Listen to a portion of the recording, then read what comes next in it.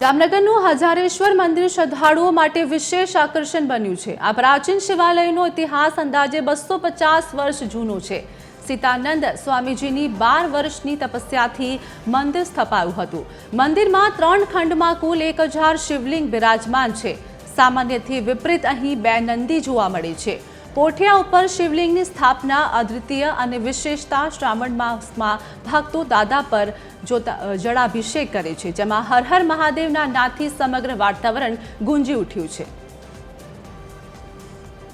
જામનગરમાં હવાઈ ચોકમાં આવેલું હજારેશ્વર શિવલિંગનું મંદિર જે 250 વર્ષ જૂનું છે। સીતાનંદ સ્વામીજી જેને હાથમાં શિવલિંગ લઈને 12 વર્ષ તપ કર્યું અને પછી તેને શિવજી પ્રસન્ન થયા અને તેને બધા 1000 શિવલિંગની સ્થાપના કરી। 3 ખંડમાં 1000 શિવલિંગ છે। આ મંદિરની વિશેષતા એ છે કે આ મંદિરમાં 2 પોઠિયા અને પોઠિયા ઉપર શિવલિંગ તે હજારેશ્વર શિવલિંગની વિશેષતા છે। અહીં શ્રાવણ મહિનામાં લોકો ભક્તિ અને શ્રદ્ધાથી લોકો આવે છે અને શિવલિંગ ઉપર પાણી ચડાવી મહાદેવની પૂજા કરી અને આનંદ અનુભવે છે। મહાદેવ હર।